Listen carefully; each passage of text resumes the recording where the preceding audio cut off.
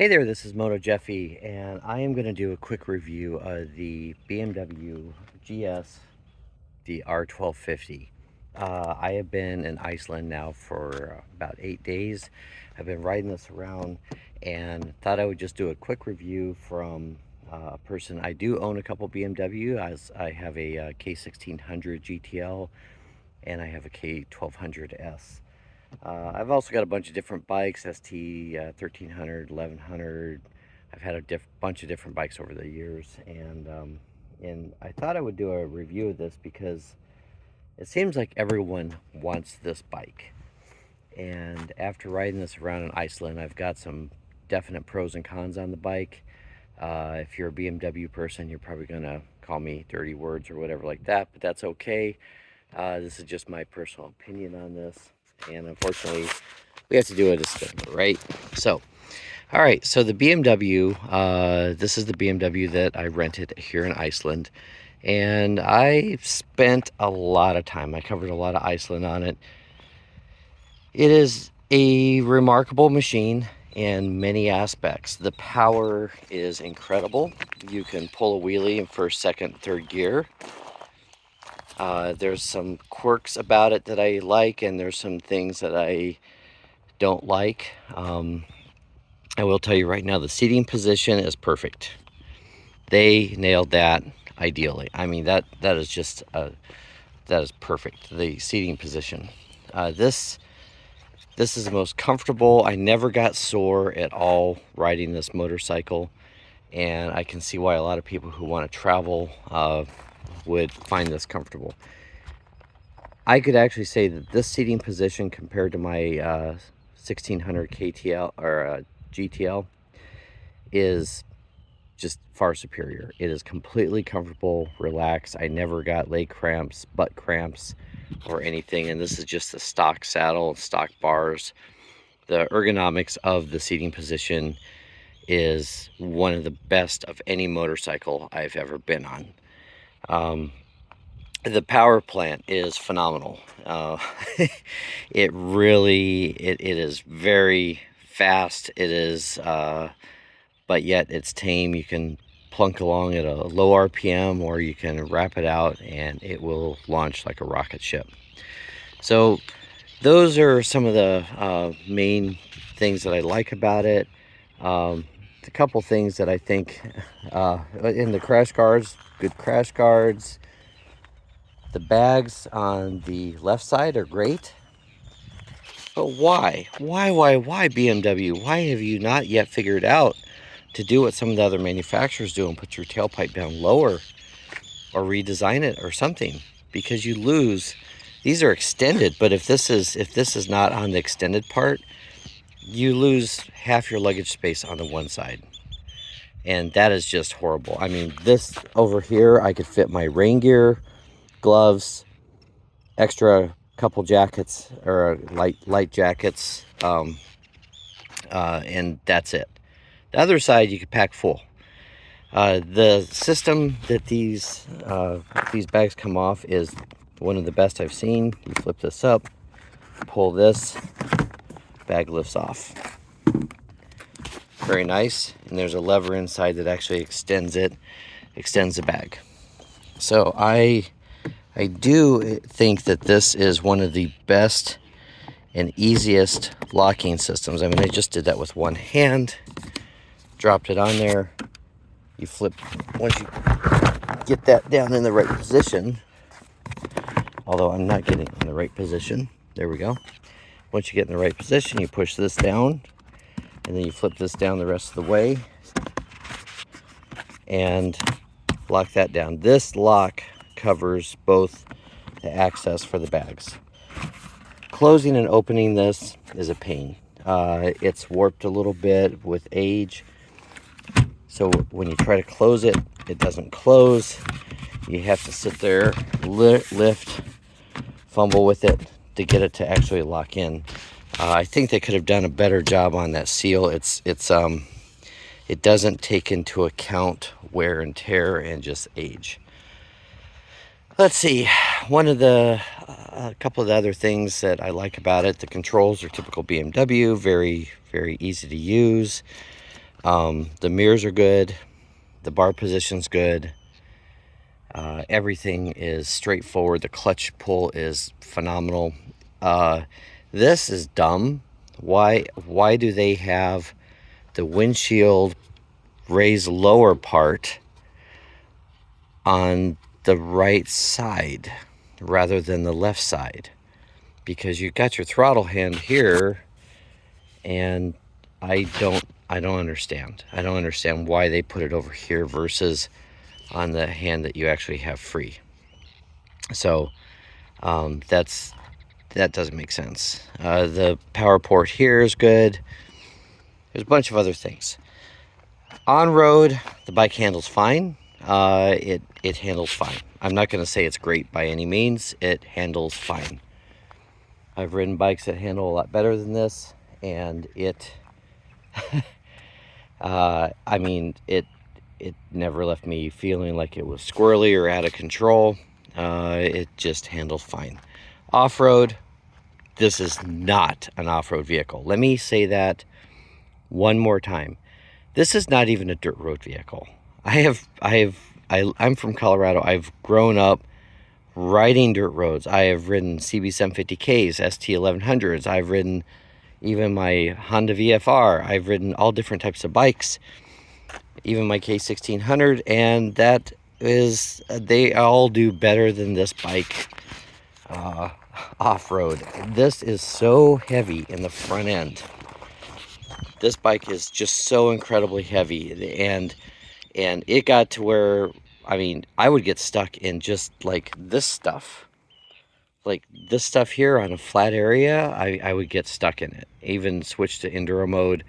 The front end had a tendency to just push really, really bad off-road. And as far as Iceland, if I had my choice here, I would pick like a, I don't know, anything.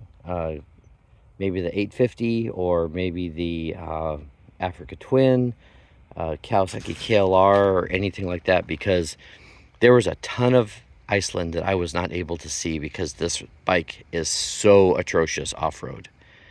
And if you're one of these riders and you're like, hey, this is great, it's like, no, it's got like 4 or 5 inches of suspension in the front. The back suspension is okay, but the front bottoms out quickly, and it is really, really bad. A couple other things is we had some rain. I rode around in the rain. The way this tire is on the back, something about that design, the water flings up and drops onto the back of your boot and fills up. If you don't have your rain suit properly, I mean, you have to have a rain suit at least on your legs, because it offers minimal protection, but I didn't really get drenched if I was moving. But the worst thing was the splashback from the rear tire coming over and completely dousing my foot from the backside, soaking my leg from the knee down from this. So I don't know if they need a little shield there or something, but that was kind of a bad thing. Wind protection, you know, actually for as minimal as it is on the front, I would have to say that the wind was better than my K1600. My personal opinion, the K1600 GTL has some of the worst wind protection out there. The front end looks like a giant train coming at you, but it is just buffeting and everything else. Where this was actually pretty good. If I had this, I would put a bigger windshield on, because I rode with it up almost the whole time in Iceland because of the coldness. But overall, no buffeting. It was actually, the wind protection on this was fine. Your legs, you don't get any protection at all on your legs. But you know, I was up here in 40 to 50 degree weather, and I did not complain about the wind protection at all. So fuel economy, not very good for a bike. It is a 1250, and the kickstand's in a good spot. The center stand works well. The dash, I think that there's a few things that I would like to see. My fuel economy, it didn't give me that. It just told me how far I had to go remaining or gave me a bar. The screen, for as advanced as it is not, I think it's lacking. I think BMW should step it up and give it a little bit more. So after all, it is just programming. Tire pressure sensors on it on the screen was nice. I was able to check my tire pressures, different things like that. So, you know, overall the brakes were great, you know, really great. This has a weird feature, and I finally, after a week, I figured out there's a hold feature where if you're on a hill and you push the rear brake down when you're stopped, it will actually like set a parking brake. But to get going, you either have to put it in gear, or you have to, like, if you're trying to back into a spot, and I'm going to tell you what, that was a pain in the ass. I'd be trying to back into a spot, and you know how you grab the front brake and you're trying to rock it up over the ledge or something like that, and it kept setting the parking brake. And I'm like, oh my God. And it took me a while to figure out, like, how to get it off. I'd turn off the bike. Sometimes I couldn't get it to disengage. It would detect that I'm on a hill and maybe rolling backwards, and it would lock up the brakes when all I'm trying to do is park and get out of traffic. So that was a little bit of a pain in the ass. I think that there should be a button to disable that. Maybe there is. I couldn't find it, but I think that there should be a button to disable that parking hold, because so many times I'd pull up and I'm sitting there, and I'd pull up and and I'm trying to back into a parking space, and I start to back up, and now suddenly the bike is locked up. Cars are trying to get by me, and I couldn't get it to release. I found that if I pumped the front brake twice, it would release, but then it would reset.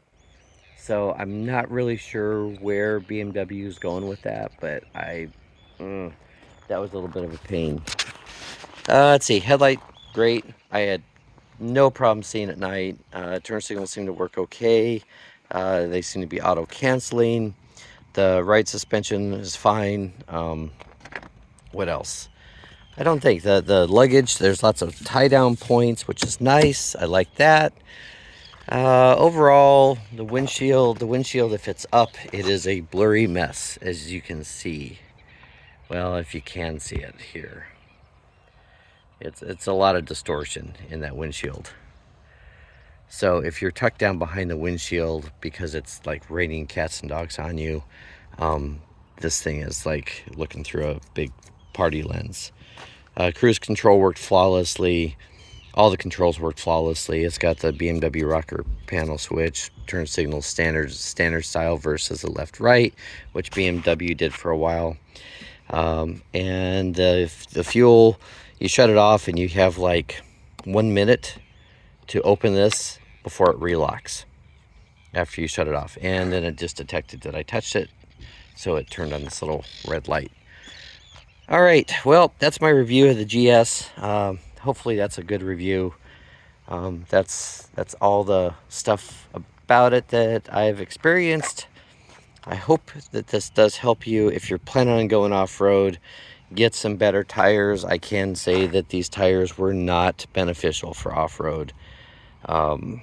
So yeah, that might be something you'd want to do, but honestly, I would not take that bike off-road. If I was going to be back to Iceland and wanted to do some of these roads and ride around, this thing is heavy in the front end. It just wants to just dig in the front wheel. I mean, you're doing a gradual turn, and the front end is just plowing in. So I would definitely reconsider. There's a lot of options. The Yamaha Tenere, the older Tenere, like KLR, probably the 850 GS is a great option. But if you're planning on doing any off-road, don't go with this bike. It's not made for it. This is a 99% street bike with the ability to go off a light gravel road. It is not an off-road vehicle. So but overall, there's my impressions of this thing. I hope you enjoy this video. If you do, you know, that whole thumbs up, whatever, blah, blah, blah thing. And thank you very much for watching.